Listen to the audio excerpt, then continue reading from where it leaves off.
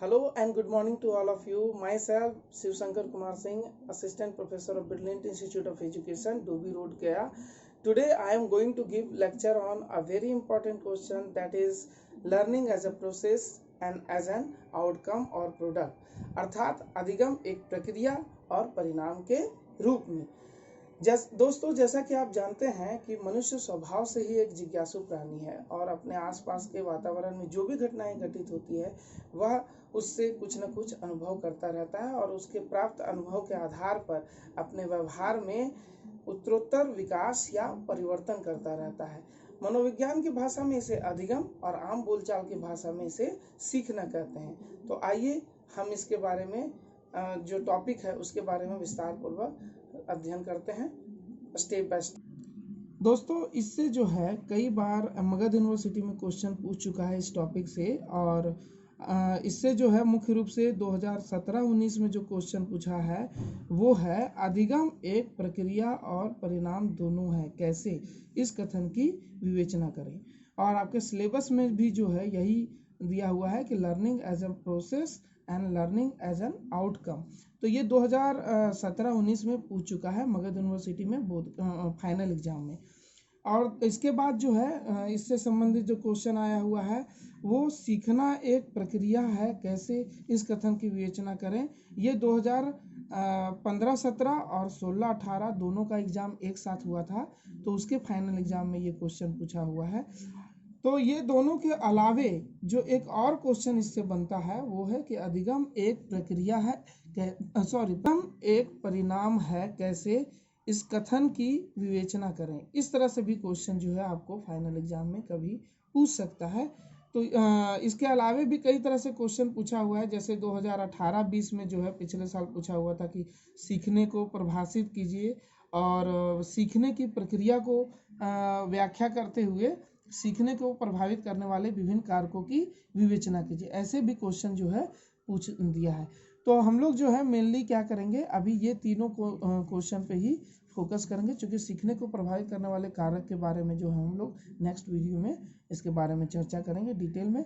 तो अभी फिलहाल जो है इससे हम लेके चलते हैं। तो देखिए आंसर हम लोग कैसे बना रहे हैं। अधिगम का सबसे पहले हम लोग जो है अधिगम का अर्थ एवं परिभाषा के बारे में चर्चा करेंगे। Meaning and definition of learning. अधिगम का अंग्रेजी शब्द लर्निंग जो है वो वास्तव में जर्मन भाषा के लर्नेन शब्द से आया हुआ है।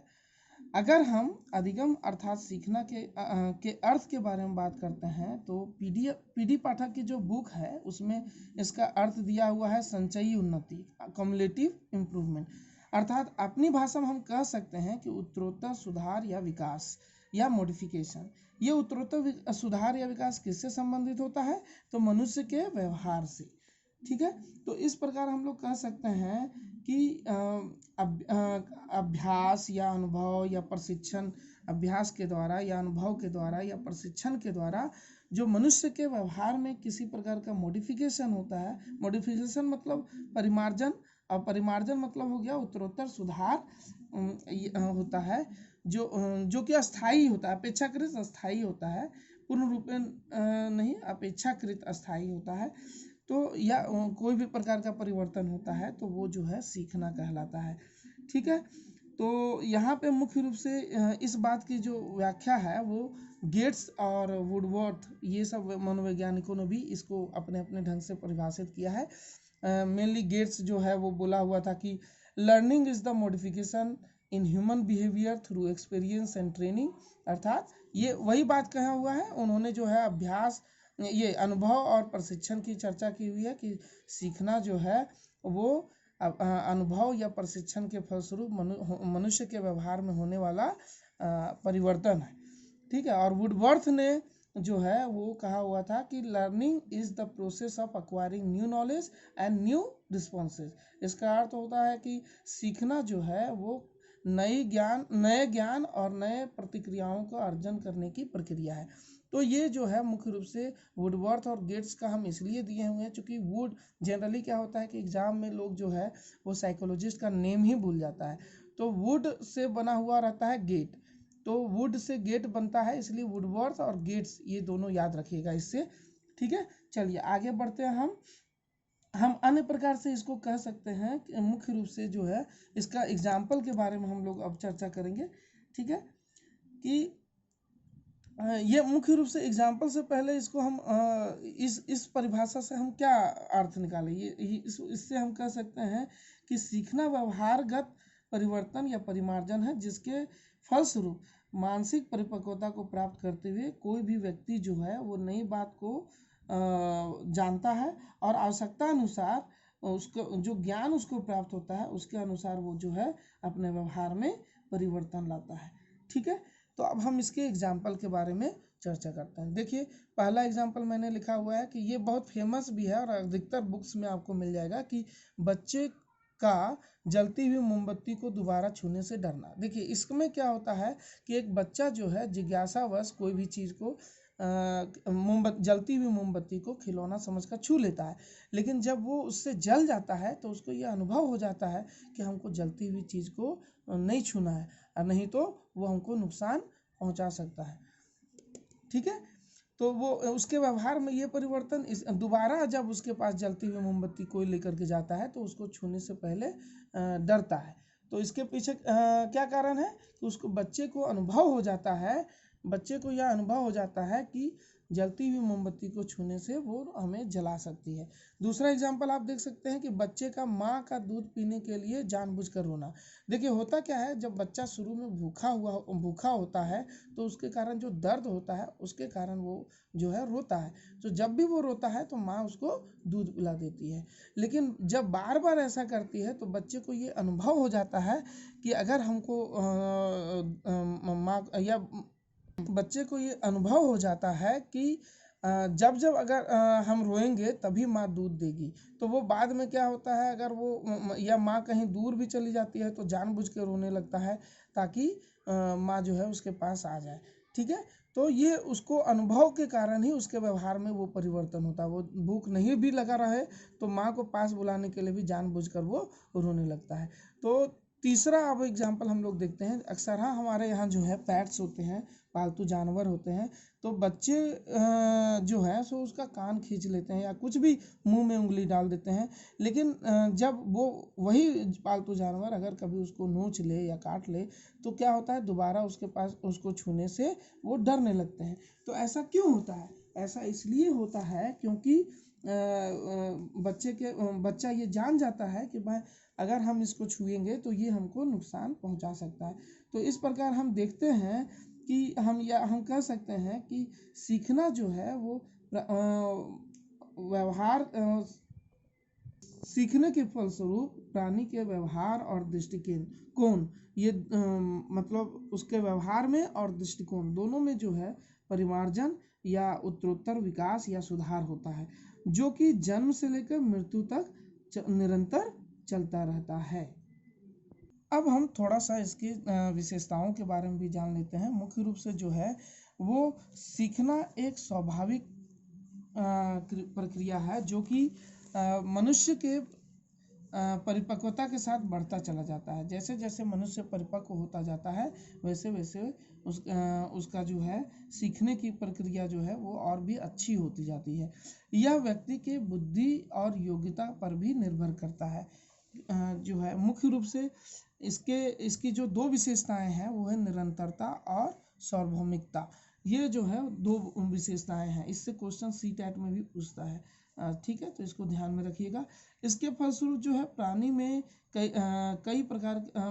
प्राणी जो है कई प्रकार से अनुभव प्राप्त करता है और यह जो है व्यक्ति की बुद्धि और योग्यता पर भी निर्भर करता है। इसलिए इसे हम अनुभवों का संगठन भी कहते हैं और यह सार्वभौमिक और सक्रिय प्रक्रिया भी इसे कहा जाता है। ऐसा नहीं है कि सिर्फ सीखना ही किसी खास जगह, मतलब ऐसा नहीं है कि सीखना सिर्फ सार्वभौमिकता मतलब क्या हो गया कि सीखना किसी खास जगह के व्यक्ति के लिए ही नहीं सीमित होता है, बल्कि यह जो है दुनिया के सभी तरह के प्राणी, चाहे वो मनुष्य हो चाहे या फिर पशु हो, जो भी बुद्धि युक्त प्राणी है सीख सकता है। इसलिए इसे सार्वभौमिक प्रक्रिया भी कहा जाता है और सक्रिय प्रक्रिया भी इसलिए कहा जाता है क्योंकि इसमें सीखने के लिए तत्परता होती है। तत्परता का होना बहुत जरूरी है। जब तक व्यक्ति सीखने के लिए तैयार नहीं रहेगा तब तक वो अच्छा से नहीं सीख सकता है। अब हम लोग यहाँ पर जो है थोड़ा सा डिस्कस कर लेते हैं कि सीखना क्या नहीं है, सीखना क्या नहीं है। तो मुख्य रूप से एक हम लोग आगे पहले सीखे हुए हैं कि सीखना कहते किसको हैं। अब हम लोग थोड़ा सा ये जान लेते हैं, क्योंकि इससे भी क्वेश्चन कभी कभी पूछ सकता है कि क्या सीखना क्या नहीं है। ठीक है, तो सीखना जो है यदि हमारे व्यवहार में होने वाला परिवर्तन थकान या बीमारी के कारण या दवा के कारण या चोट के कारण होता है तो वो क्षणिक होता है। तो अगर हम कोई भी चीज़ थोड़ी देर के लिए सीखते हैं तो वो उसको बोला जाता है कि पूर्णतः सीखना नहीं हुआ। ठीक है, तो जब अस्थाई नहीं होता है तो उसको हम सीखना नहीं कहेंगे। तो अब जो है इस प्रकार हम लोग ने डिस्कस किया इसके बारे में, सीखना के बारे में डिस्कस किया, सीखना एक प्रक्रिया के रूप में। तो ये मेन क्वेश्चन था जिसको हम लोगों को अभी डिस्कस करना है। तो अब हम लोग देखते हैं, यहाँ हम लोग देखते हैं कि कई मनोवैज्ञानिक जो हैं वो सीखना को एक प्रक्रिया मानते हैं। तो कुछ मनोवैज्ञानिक जो हैं सो इसको परिणाम मानते हैं, और कुछ मनोवैज्ञानिक इसे जो है वो प्रक्रिया और परिणाम दोनों मानते हैं। ठीक है, तो हम लोग जो है ये देखते हैं कि कैसे अधिगम एक प्रक्रिया है। दोस्तों, हम जानते हैं कि सीखने की प्रक्रिया एकाएक संपन्न नहीं होती, बल्कि ये कई चरणों से होकर के जो है वो गुजरती है। डीसेल के अनुसार जो है, ये मनोवैज्ञानिक का नाम है डीसेल। ठीक है, ये जो है आप देख रहे हैं वो डीसेल मनोवैज्ञानिक है। ठीक है, तो इनके इससे भी क्वेश्चन पूछता है, अगर आपको पूछा जाए कभी भविष्य में कि डीसेल के अनुसार कितने चरण हैं, सीखने की प्रक्रिया के कितने चरण हैं, तो आप 5 बताइएगा, क्योंकि इससे भी क्वेश्चन सीटेट वगैरह में पूछ सकता है। लेकिन अधिकतर जो मनोवैज्ञानिक है वो बोलते हैं कि सीखने की प्रक्रिया संपन्न होने के 6 चरण मानते हैं। ठीक है, मेनली 6 चरण या सोपान या स्टेप्स भी आप बोल सकते हो। यह प्रश्न सीटेट में भी पूछता है, सीखने की प्रक्रिया के कितने चरण या सोपान है। तो आपको जो है मेनली 6 सोपान बताना है। 6 अगर ऑप्शन रहे तो ही टिक लगाना, अगर 6 ऑप्शन नहीं रहेगा तो 5 पर टिक लगा सकते हैं। आइए अब हम देखते हैं कि अधिगम जो है या सीखना जो है वो प्रक्रिया कैसे है, कैसे संपन्न होती है। तो मेनली देखिए, सीखने के लिए सबसे पहले व्यक्ति के अंदर में जो है अभिप्रेरणा का होना आवश्यक है, क्योंकि अभिप्रेरणा जो है वो व्यक्ति के अंदर में सीखने की इच्छा या भूख जागृत करती है। बिना अभिप्रेरणा के जो है सीखने की इच्छा जागृत नहीं हो सकती है, और व्यक्ति के अंदर में अभिप्रेरणा जागृत जब होगी तो वह कब होगी, जब वो किसी चीज़ की ज़रूरत या आवश्यकता महसूस करेगा। अब उस आवश्यकता की पूर्ति के लिए व्यक्ति क्या करेगा, तो कई तरह की अनुक्रियाएं करेगा, वेरियस रिस्पॉन्सेस करेगा। तो मुख्य रूप से जो है वो अभिप्रेरणा से शुरुआत होती है। इसीलिए इसको जो है कभी कभी पूछ देता है कि सीखने का सर्वोत्तम सोपान है तो अभिप्रेरणा, सर्वोच्च सोपान भी पूछे तो अभिप्रेरणा के बारे में ही बताना आपको। ठीक है, अब क्या होता है कि जब कोई भी प्राणी जो है वो उसके अंदर में जब वो मोटिवेटेड हो जाता है तो वो क्या करता है, किसी भी चीज़ की जब ज़रूरत होती है उसको तो वो मोटिवेटेड हो जाता है। और मोटिवेटेड होने के बाद क्या करता है, वो उस आवश्यकता की पूर्ति के लिए व्यक्ति जो है कई तरह के वेरियस रिस्पॉन्सेस, विभिन्न प्रकार की जो है अनुक्रियाएं करता है।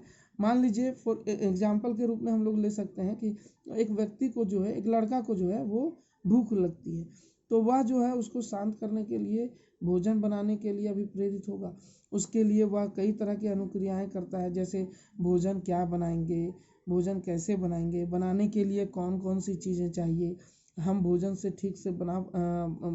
को जो है ठीक से बना पाएंगे भी या नहीं।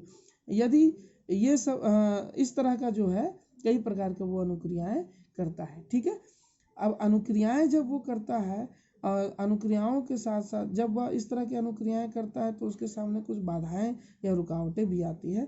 जैसे अगर मान लो हम ये सब व्यवस्था कर भी लिए, ये सब चीज़ हम यूट्यूब से देख लिए या किसी की मदद से भी कर लिए, तो वो क्या हुआ, उसके सामने जो है कुछ बाधाएं या रुकावटें भी आती है, बैरियर्स जिसको हमने यहाँ पे लिखा हुआ है।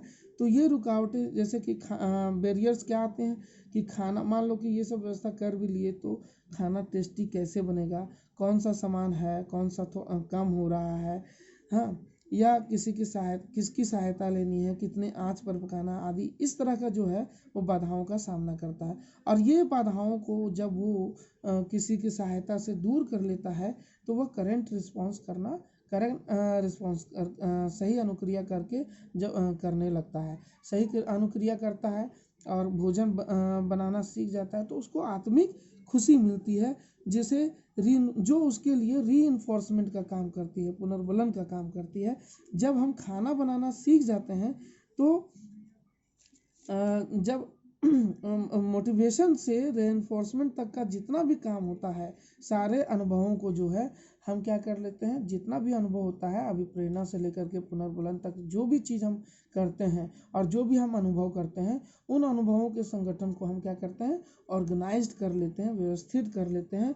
तो अंत में हमें जो है लक्ष्य की प्राप्ति हो जाती है। और इस प्रकार जो है जब लक्ष्य की प्राप्ति हो जाती है, अर्थात हम लोग जो है भोजन बनाना सीख लेते हैं, और फिर जब ये जो है समाप्त, इस पर ही भोजन, जब लक्ष्य की प्राप्ति हो जाती है तो एक सीखने की जो प्रक्रिया है वो पूरी समाप्त हो जाती है। और जैसे ही समाप्त होती है तो फिर से आवश्यकता के कारण हम फिर से मोटिवेटेड होते हैं और फिर से वही चरण चलने लगता है, जिससे कि हम कह सकते हैं, इस प्रकार हम समझ सकते हैं कि अभिप्रेरणा जो है, ये अधिगम जो है वो एकाएक संपन्न नहीं होती, बल्कि कई तरह की प्रक्रियाओं में वो जो है वो संपन्न होती है। इसको जो है हम देख सकते हैं कि अपने दैनिक जीवन में भी देखते हैं कि कई प्रकार के कार्य हम जो भी करते हैं वो एक प्रक्रिया के तहत ही करते हैं, अगर बिना क्रमबद्ध रूप से करते हैं, जिसके सामान्यतः 3 अंग होते हैं। पहला शुरुआत, दूसरा मध्य और अंत। मतलब प्रक्रिया के जो है 3 अंग माने जाते हैं। कोई भी चीज़ प्रक्रिया कब होगी, जब उसका प्रॉपर वे में शुरुआत हो, उसका वो जारी रहे, मध्य में जारी रहे और उसका प्रॉपर वे में अंत रहे। तो सीखना भी जो है व्यक्ति की अभिप्रेरणा से शुरू होकर के विभिन्न चरणों से गुजरते हुए लक्ष्य प्राप्ति पर समाप्त होता है। अतः इससे साबित होता है कि सीखना विभिन्न चरणों में संपन्न होने वाली एक प्रक्रिया है। अब कुछ मनोवैज्ञानिकों ने इसे द्विमुखी प्रक्रिया, बाइपोलर प्रोसेस क्या है, उनके अनुसार जो है सीखने वाले और सिखाने वाले के बीच यह प्रक्रिया संपन्न होती है। कुछ मनोवैज्ञानिक जो है ये बोलते हैं कि ये त्रिमुखी प्रक्रिया है, जिसके अंतर्गत शिक्षक शिक्षार्थी और तीसरा पोल पर जो है शिक्षक शिक्षार्थी, इसको जो द्विमुखी प्रक्रिया मानते हैं बाइपोलर, उसमें जो है एक तरफ लर्नर होता है, दूसरी तरफ टीचर होता है। ट्राइपोलर के रूप में जो है शिक्षक शिक्षार्थी और वातावरण एवं पाठ्यक्रम तीसरे छोर पर होता है, इसी को इस फिगर में दिखाएं। और चौथा मतलब ऐसे जो है बहुत सारे मनोवैज्ञानिक जो है वो बहुमुखी प्रक्रिया के रूप में भी डिफाइन करते हैं। इसको बोलते हैं कि ये बहुमुखी प्रक्रिया है। अब बहुमुखी प्रक्रिया के रूप में इसकी व्याख्या करते हुए वो कहते हैं कि इसके द्वारा जो है बालक का सर्वांगीण विकास संभव हो पाता है। कुल मिलाकर के हम पाते हैं कि सीखना एक प्रक्रिया है, और अगर हम प्रक्रिया इसको कहते हैं तो कोई अतिशयोक्ति नहीं होगी, क्योंकि इसके कारण ही मानसिक व्यक्ति जो है मानसिक परिपक्वता को प्राप्त करके अपने व्यवहार में परिवर्तन या उत्तरोत्तर विकास करता है। अब हम जो है सो सीखना एक परिणाम के रूप में देखेंगे, ठीक है। तो सीखना जो है वो परिणाम के रूप में, मुख्य रूप से सीखने के परिणाम स्वरूप क्या होता है कि बालक के व्यवहार में आप देख सकते हैं कि कई प्रकार से परिवर्तन होता है, ठीक है। ये परिवर्तन को हम लोग यहाँ पे इस फिगर के द्वारा शॉर्ट में देख सकते हैं। इसमें जो है वो लिखा हुआ है, इसके फलस्वरूप क्या होता है, सीखने के परिणाम स्वरूप ही जो होता है वो मनुष्य के व्यवहार में उत्तरोत्तर विकास होता है। यहाँ पे जो हम लिखे हुए हैं उत्तरोत्तर विकास होता है, ठीक है। यह बालक में वृद्धि और विकास में सहायता भी देता है, क्योंकि इसके फलस्वरूप ही जो है बालक किसी भी वातावरण में अपने आप को ढाल पाता है, समायोजन एडजस्ट कर पाता है, और इसी के फलस्वरूप जो है परिणाम स्वरूप शिक्षण उद्देश्यों की प्राप्ति हो सकती है। शिक्षण उद्देश्य इसके बारे में हम डिटेल में ऑलरेडी आपको नोट्स में भी बताए हुए थे। तो इसके फलस्वरूप परिणाम स्वरूप जो है जीवन लक्ष्यों की प्राप्त करने में भी सहायता मिलती है, और बालक का जो है वो सर्वांगीण विकास होता है। शिक्षण अधिगम प्रक्रिया सफलतापूर्वक सीखने के फलस्वरूप तभी संपन्न होती है, ठीक है।